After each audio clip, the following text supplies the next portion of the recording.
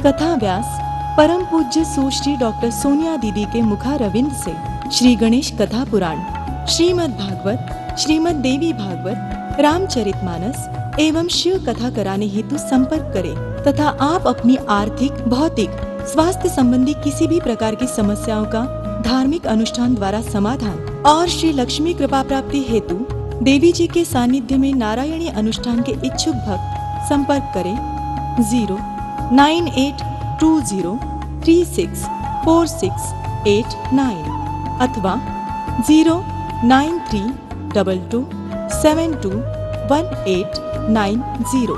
हे शारदे मां, हे शारदे मां, हे शारदे मां, हे शारदे मां, अज्ञानता से हमें तार दे मां, अज्ञान से हमें तार दे मां, अज्ञानता से हमें तार दे मां, अज्ञानता से हमें तार दे मां।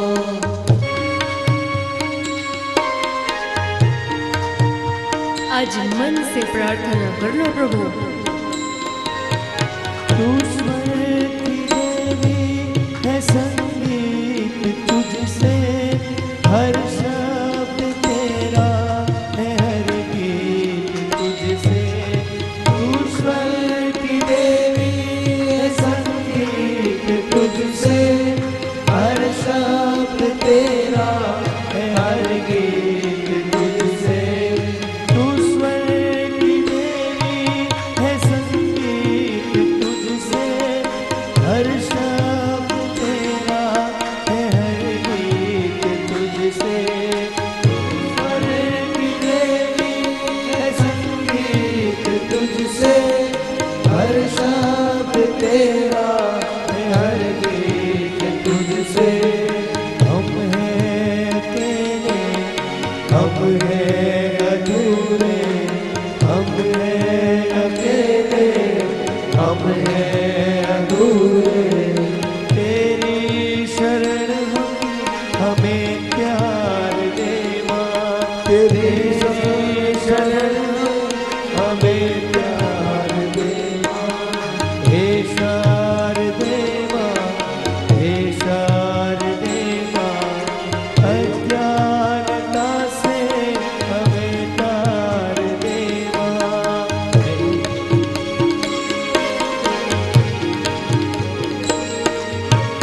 तू श्वेत वर्णी कमल पे विराजे, हाथों में वीणा मुकुट सर पे साजे।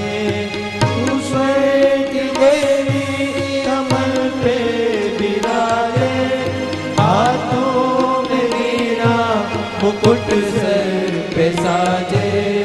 तू श्वेत वर्णी कमल पे विराजे, हाथों में वीणा मुकुट सर पे साजे।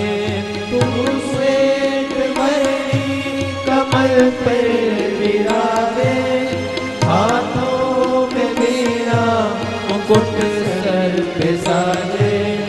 हम भी तो समझे, हम भी तो जाने, हम भी तो समझे, हम भी तो जाने।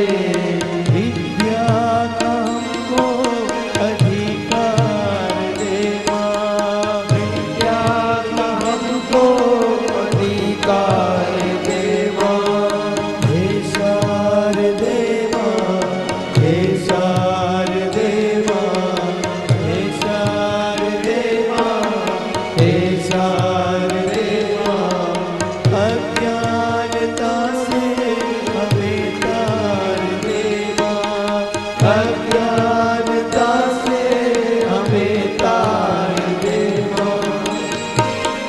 मुनियों ने समझी है, गुनियों ने जानी, वेदों की भाषा, पुराणों की वाणी। मुनियों ने समझी, गुनियों ने गाई,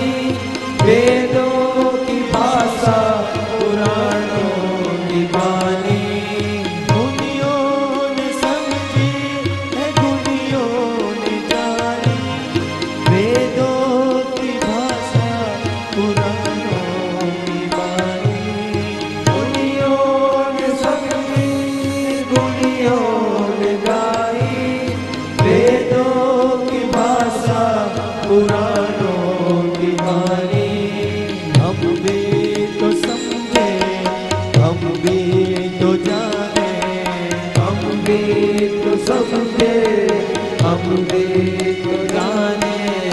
विद्या का हमको अधिकार देवा, विद्या का हमको अधिकार देवा।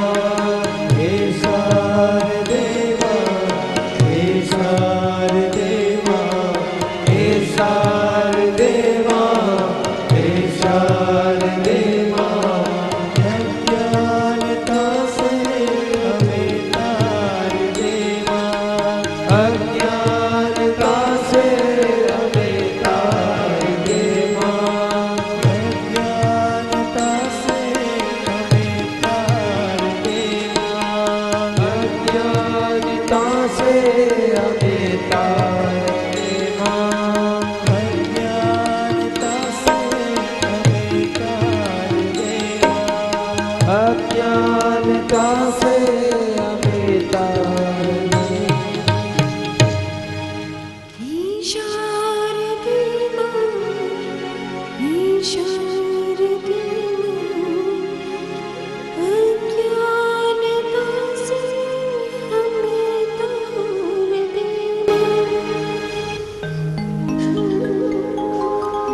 एक और कथा का दर्शन आता है। आओ मैं आपको राम जी के अयोध्या में ले चलूं। उसके पहले एक और घटना घटती है और उसमें आपको दिखाऊं कि किस तरह से माँ भगवती पराम्बा कृपा करती है। क्योंकि वो तो तारिणी है, हमको तारने वाली है। और हम सब चाहे कितने ही आप डिग्रियां पालो, कितनी ही डॉक्टरेट कर लो, कितनी ही पीएचडी कर लो, तत्व ज्ञान में और माँ के सामने तो बच्चे ही हैं। प्रभु आप है ना, आपके माता पिता अगर गांव में रहते हो और आप देश विदेश में जाके पढ़ाई लिखाई करके आ जाओ, आप मिनिस्टर, प्राइम मिनिस्टर सब कुछ बन जाओ, लेकिन माँ के सामने जाओगे ना तो माँ के लिए बच्चे ही रहोगे। माँ को कुछ और नहीं समझ में आता है। माँ को ये नहीं समझ में आता है कि बेटा अब कुछ और हो गया है। माँ के लिए तो आप बेटे ही हो और बेटी ही हो।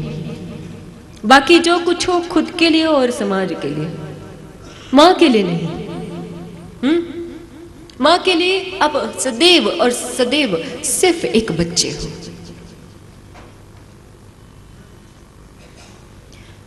एक बार की बात है, एक ब्राह्मण जिनका नाम था देवदत्त, वो चाहते थे कि उनको संतान हो।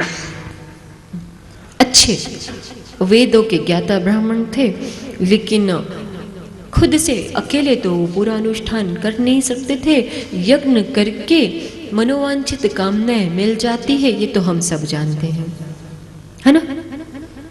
तो वो यज्ञ करने के लिए उन्होंने क्या करा, उन्होंने आसपास के गांव के और भी विद्वान ब्राह्मणों को अपने यहाँ न्योता दिया। बोले प्रभु आप आए और मुझे ये यज्ञ करना है, इसमें मेरा सहयोग करें और मेरे ये यज्ञ की पूर्ति करा दें। तो सारे ब्राह्मण निमंत्रण दिया गया तो पहुँचे, और पहुँचे तो उसके बाद यज्ञ शुरू हुआ। और यज्ञ शुरू हुआ तो एक रीत होती है कि जो ब्राह्मण आप बुलाएं आपके यज्ञ में, एक बार आपको ये पता होना बहुत ज़रूरी है कि वो ब्राह्मण के उच्चारण सही है कि नहीं, उनकी संस्कृत जो है वो सही है कि नहीं। यदि जाने या न जाने में भी अगर गलत शब्द या गलत उच्चारण निकल गया तो अर्थ का अनर्थ हो सकता है। तो उच्चारण सही होना चाहिए, इसलिए उन्होंने स्वयं ब्राह्मण थे तो ऐसे वेदोक्त ब्राह्मणों को ही बुलाया जिनको वो जानते थे और उन्हें पता था कि इनके उच्चारण और संस्कृत बिल्कुल सही है, उनको पूरा ज्ञान है मंत्रों का। और जैसे ही हवन शुरू हुआ, यज्ञ शुरू हुआ, मंत्र कहते कहते एक बुजुर्ग ब्राह्मण थे उसमें, और उनकी जो है उनको खांसी आई और उनका जो उच्चारण था वो थोड़ा सा बिगड़ गया। उस पे जिन्होंने उनको निमंत्रण दिया था वो ब्राह्मण थोड़ा सा नाराज हो गए। नाराज हो गए और कहा कि आपने ऐसे कैसे किया? आप जानते हैं कि मेरे लिए पुत्र होना कितना आवश्यक है। पुत्र के बिना गति नहीं है।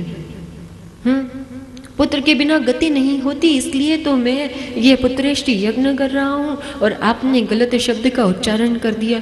ये आपको नहीं करना चाहिए था। अब एक ब्राह्मण दूसरे ब्राह्मण से ये चर्चा कर रहा है, लेकिन क्रोध में, क्योंकि उस वक्त उनके मन में माया और मोह का वास था। वो उस वक्त ब्राह्मण कम और यजमान ज्यादा थे। वो यजमान ज्यादा थे क्योंकि उनको स्वयं को उस फल की श्रुति की प्राप्ति चाहिए थी। ब्राह्मण तो वहां के अपना सहयोग कर रहे थे। आप दान दक्षिणा किसी को, गुरु को, ब्राह्मण को बुला के दे दोगे तो वो जो आपके लिए कर रहा है वो उसका मूल्य नहीं होता है। उस मंत्र को समझने और सीखने के लिए उसने अपने जीवन के वर्षों उसमें लगाए होते हैं। जिस समय आप खेल रहे होते हो गुड्डे गुड्डी के संग, उस समय वो विद्यालय में गुरुकुल में बैठ के अपने व्याकरण सीख रहे होते हैं। उनके साथ व्यवहार करने के पहले थोड़ा सा सावधान होना पड़ता है। हमने आपको पहले भी कहा था कि 3 लोगों से व्यवहार करते समय सावधान रहें: अग्नि, ब्राह्मण और स्त्री। महिला का कोई भी रूप हो, चाहे वो नवजात शिशु हो, गर्भ के अंदर भ्रूण के रूप में कन्या हो, या वृद्धा के रूप में आपकी दादी, नानी, आजी, कोई भी हो, किसी भी उम्र की महिला हो, कोख के भीतर से लेके मरणशैया तक, उनसे बहुत सावधानी और ध्यान से, प्रेम से और सम्मान से व्यवहार करना चाहिए। और ठीक वैसा ही ब्राह्मण है, इनको भू देवता कहा गया है। हाँ, आपको कुछ कार्य करवाना है, करना है, भगवान तक अर्जी पहुंचानी है, तो जैसे आपका कोई केस हो और वो केस की आपको सुनवाई अदालत में करवानी हो, तो जो वकील होता है ये वो वकील का काम करते हैं। आपकी बात सही तरीके से जज के सामने रखते हैं, आपका पक्ष लेकर, आपका हित लेकर, आपकी कामना लेकर। तो ये उस तरह से काम करते हैं। और अग्नि तो प्रभु स्वभाव से ही प्रचंड है। चाहे वो दिए की हो, चाहे वो चूल्हे की हो, हवन की हो या चिता की हो, हर हाल में अग्नि को स्पर्श करोगे तो जलाएगी। सावधान रहोगे तो कोई बात नहीं। तो अब एक ब्राह्मण दूसरे ब्राह्मण से बात करते समय आसक्ति में लिप्त जब इंसान होता है तो सब भूल जाता है। जबकि वो स्वयं भी ब्राह्मण थे, तब भी भूल गए। और उनसे उन्होंने क्रोध में कह दिया कि आपने गलत उच्चारण क्यों किया? मेरी पूजा पूरी तरह से जो सफल होनी थी उसमें विघ्न सी हो गई थोड़ी सी, ऐसा क्यों किया है? और बहुत से लोग करते हैं, बहुत सामान्य है अब तो। किसी जमाने में बहुत बड़ी बात हुआ करती थी कि आप अग्नि के कोयले ऐसे बिछे, अग्नि है उसमें अंगारे हैं और एक पार से उस पार चले जाओ। मन में विश्वास और अपना आत्मबल, जिसे कहते हैं विल पावर, के बल पे आप कुछ भी कर सकते हो।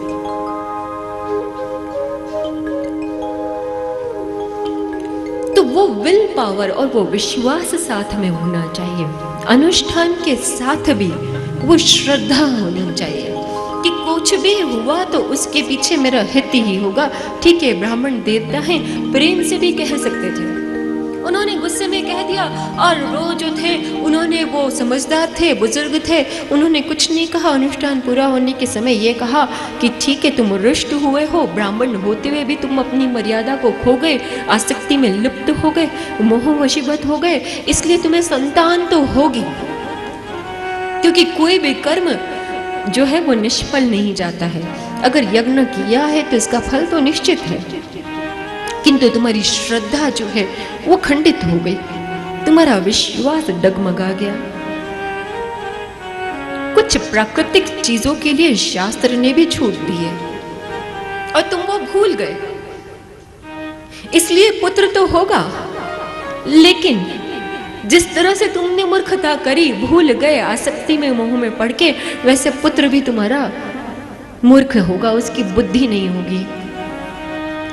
और शास्त्र कहता है, श्रुति कहती है, प्रभु 100 मूर्ख पुत्र के बदले एक समझदार पुत्र हो तो वो ठीक है। हाँ, और यदि एक ही पुत्र हो वो मूर्ख हो, इससे अच्छा पुत्र न होना ज्यादा बेहतर है। क्योंकि मूर्ख जो होगा वो पुत्र कुल का नाम डुबो देगा, कुल को तारना तो छोड़ो, वो उसका पतन कर देगा। आप सब हर पल हर समय अपनी 7 पुश्ते ऐसे हथेलियों पे रख के चलते हो, आप लोगों को अंदाजा भी नहीं होगा। आप जब चलते हो, व्यवहार करते हो, एकदम हल्के से करते हो। कभी भी किसी को कुछ भी कह दिया, सुन लिया, कुछ भी भोजन प्राप्त कर लिया, कहीं भी उठ गए, कहीं भी बैठ गए, किसी को भी स्पर्श कर दिया, ये सब दोष बताए गए हैं। हमने कहा ना कि हमारा शास्त्र के ऊपर तो आज नासा प्रयोग करके देख रहा है और पता लगा रहा है। 14 भुवन में से एक सिस्टर अर्थ ढूंढ ली। हमारा शास्त्र कह गया 9 ग्रह है, इतनी इतनी दूरी पर है। आज वो पूरा साइंस और विज्ञान अब उस ज्ञान के ऊपर शोध कर रहा है, जो हमारे ऋषि मुनि पहले ही ढूंढ के रख के शास्त्रों में लिख के चले गए। और यही हमारा शास्त्र कहता है, एक दोष होता है दृष्टि दोष और एक दोष होता है स्पर्श दोष। यानी जो भी कोई ऐसा दोष हो वो शांत हो जाए और फिर वो भोजन को ग्रहण करते हैं। उस पे ठाकुर जी का धन्यवाद करते हैं।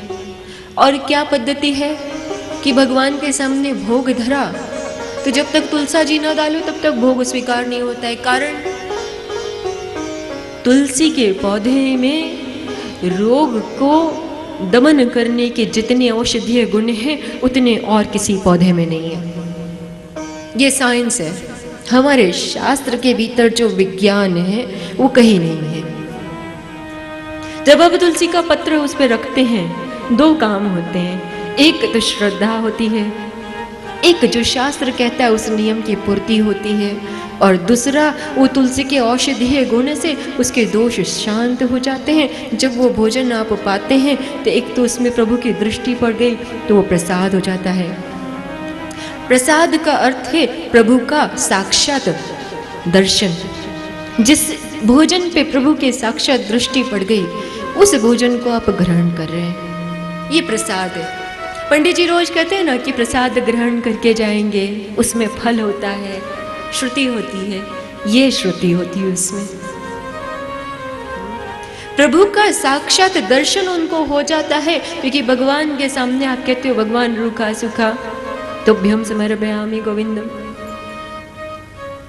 जब वो समर्पित कर देते हो तो ईश्वर उसको स्वीकार लेता है। और तुलसी का दल ईश्वर को तो प्रिय है ही है, किंतु उसके औषधीय गुण भी उसमें लग जाते हैं। और सीधी बात है, जब आप वो प्रसादी पाते हो तो तुलसा दल पहले मुख में रखते हो, फिर भोजन रखते हो। तो हमारा जो भी चीजें हैं ये साइंटिफिक चीजें हैं, शास्त्र में अंधविश्वास नहीं है। हम लोग जो भी कर रहे हैं ये अंधविश्वास नहीं है। काफी लोग कहते हैं डक्यानोसी बातें हैं। आप जो ये मैकडोनल्ड और ये जो पिज्ज़ा और बर्गर खाते हो या जो भी चीज़ें ऐसी आजकल बन रही हैं, इसमें अशुद्धता है प्रभु, भोजन में अशुद्धता नहीं है। हमें किसी की कंपनी से भी कोई लेना देना नहीं, हमें किसी से द्वेष और प्रेम ऐसी कोई बात ही नहीं है। पूरा संसार हमारा है। किंतु वो पद्धति जो है चलते फिरते भोजन पाने की पद्धति, ये दैत्य पद्धति है, ये दैवीय गुण नहीं है।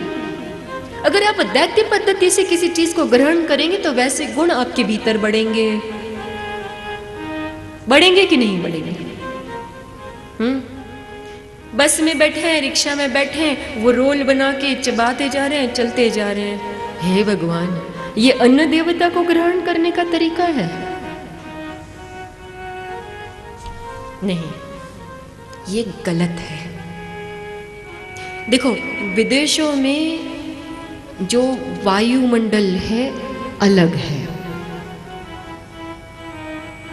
विदेशों में कई कई दिनों तक सूर्य देवता के दर्शन नहीं होते हैं। चाहे जब बारिश पड़ती है, चाहे जब ओले गिरते हैं, चाहे जब ठंड हो जाती है, लेकिन भारत की जलवायु अलग है और हमारे यहाँ के जो नियम हैं हमारे यहाँ की जलवायु को ध्यान में रखते हुए बने हुए हैं। अब आप कॉपी करो, उनकी नकल करो, तो थोड़ी अक्ल तो लगा लो प्रभु नकल करते समय। विदेशी लोग नकल करते समय अक्ल लगा रहे हैं। वो गौमूत्र जब यहाँ से मंगवाते हैं तो पहले शोध कर लेते हैं कि वहाँ की गौ माता का जो मूत्र है उसमें वो औषधीय गुण नहीं है, इसलिए चलो भारत से मंगवाओ।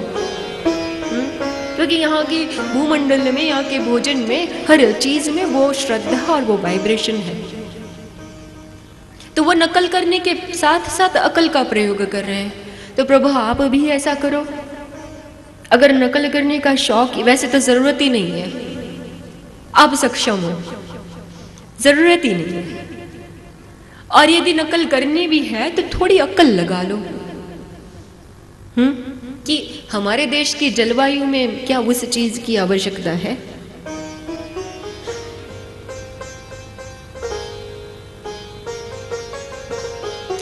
थिंक, सोचो।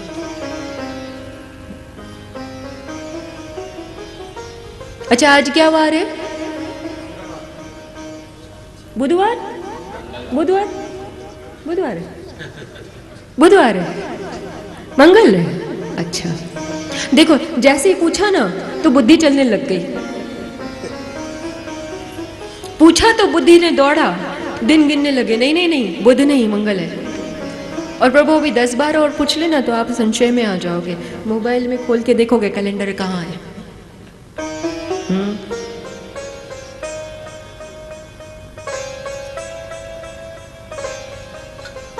जितना आप भोग के अंदर जाओगे उतनी बुद्धि की तीक्ष्णता खत्म होते जाएगी। जैसे पड़े पड़े एक चाकू छुरी भी घर में, किचन में, रसोई में जो आपके होती है। तलवार अगर कहीं आपने रखी हो, सुई कहीं रखी हो और बहुत समय से प्रयोग न करा हो तो उस पर जंग लग जाता है, लगता है कि नहीं? कैंची रखी हो तो धारी वाला आता है, धार करा लो, धार करा लो। जब आप भोग और विलास में बहुत ज्यादा डूब जाते हो तब वो बुद्धि की तीक्ष्णता समाप्त होने लगती है।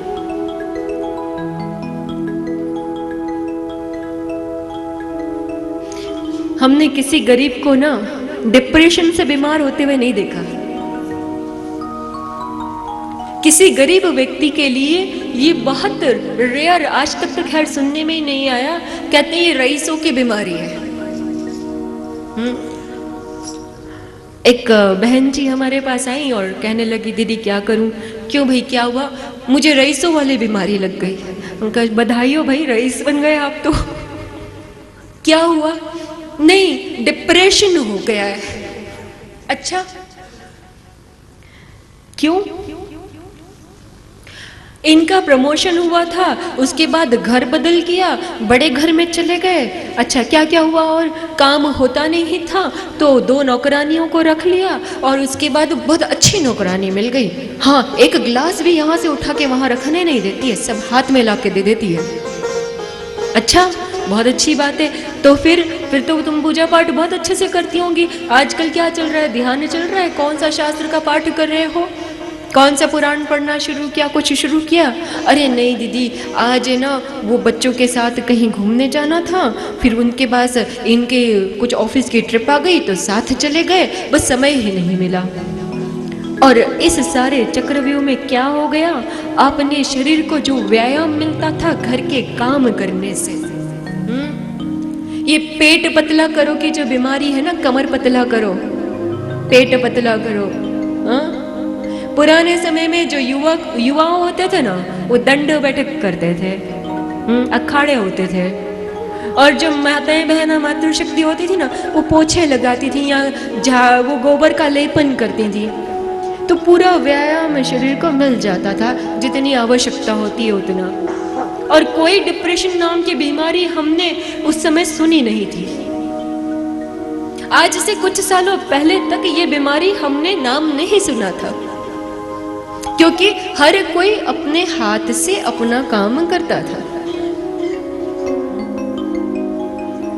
और अब तो भाई वो नौकरानी जो है ना, रानी बड़ा हो गया है।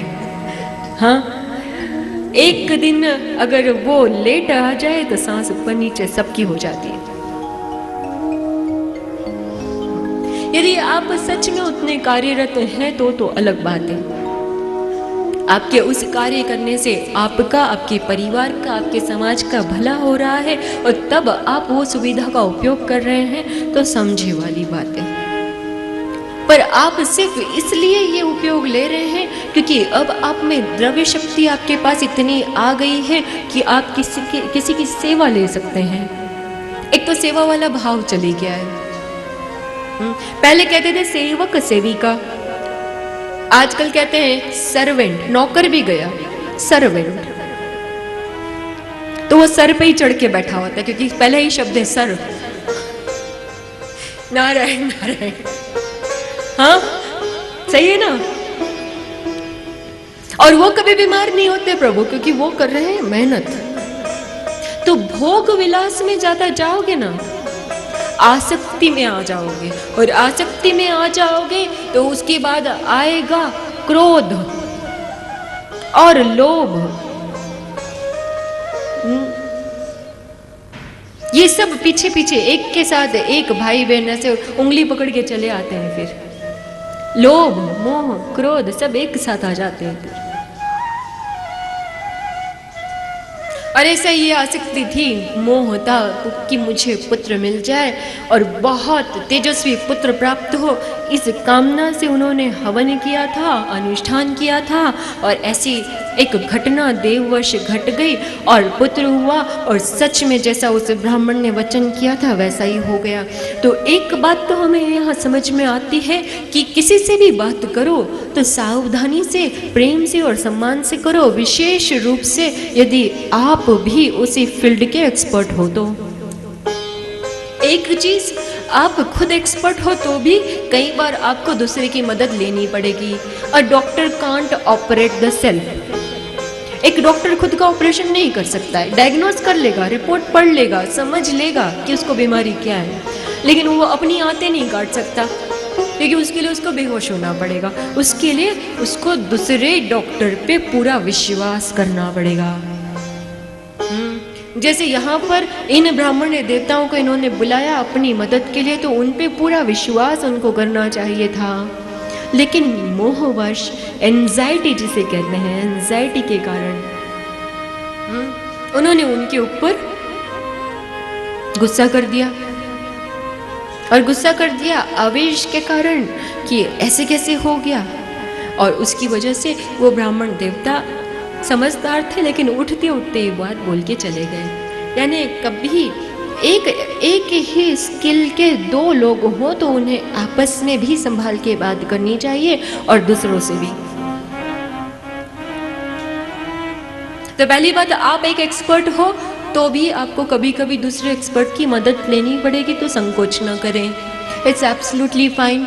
एक एस्ट्रोलॉजर दूसरे एस्ट्रोलॉजर के पास जाता है तो कोई बुराई नहीं है, क्योंकि doctor can't operate the self. एक ब्राह्मण अपने अनुष्ठान के लिए दूसरे ब्राह्मण को भी बुलाता है तो उसमें कोई अतिशयोक्ति नहीं है। वो 1,00,000 मंत्र स्वाहा स्वाहा कितने दिन में करेगा? बुढ़ा जाएगा तो बच्चा कहाँ से बड़ा करेगा, है ना। तो ये सब व्यवस्थाएं हैं। कथा हमें समझाती है कि कभी आपको थोड़ा नम ना झुकना पड़े तो प्रेम से नम झुक जाओ। यहाँ पे कोई मैं तू है ही नहीं, सब अपने हैं। सारा संसार ही हमारा है। जिस दिन ये समझ के चलोगे तब कोई पराया नहीं लगेगा, तब किसी से शिकायत भी नहीं होगी। मूर्ख पुत्र पैदा हो गया, और मूर्ख पुत्र पैदा हो गया तो कुछ बड़ा हुआ, उसने सोचा कि ठीक है कोई बात नहीं, आखिर तो मैं ब्राह्मण हूँ, मेरे तो कुछ तो इसमें अंश है ही, तो आज नहीं तो कल समझदार हो जाएगा। मैं प्रयास करता हूँ कि इसे मैं मंत्र सिखा दूँ, मैं इसको संध्या सिखा दूँ, मैं इसे आचमन सिखा दूँ, मैं इसे नियम बता दूँ, धर्म सिखा दूँ कि भोजन कैसे करते हैं, संध्या कैसे करते हैं, सूर्य की पूजा कैसे करते हैं। परम पूज्य सुश्री डॉक्टर सोनिया दीदी एक आश्रम का निर्माण कराने जा रही हैं, जिसमें एक सुंदर देवालय होगा। इस देवालय में श्री गणेश जी की प्रतिमा, शिव गौरी गोदी में गणेश लिए कैलाश पर विराजित विग्रह, अष्टभुजा माँ दुर्गा, लक्ष्मी नारायण प्रतिमा, श्री राम दरबार, राधे कृष्ण विग्रह, दत्तात्रेय विग्रह के संग 10 महाविद्यामयी आराध्य भगवती माँ त्रिपुर सुंदरी की स्थापना होगी। 64 योगिनियों के संग यहाँ पर एक सुंदर गौशाला का नव निर्माण होने जा रहा है, जिसमें एक छोटा सा गौ चिकित्सालय भी होगा। डॉक्टर सोनिया दीदी के इस शुभ संकल्प से जुड़ने हेतु तुरंत संपर्क करें। आप अपना सहयोग देने के लिए ICICI बैंक शिव शक्ति के नाम अकाउंट नंबर 699105114066 इसमें जमा करा के हमें सूचित कर सकते हैं। विशेष जानकारी के लिए संपर्क करें 09820364689 अथवा 09322721890। इस शुभ कार्य से जुड़कर आप भी पुण्य के भागीदार बने। जय अम्बे।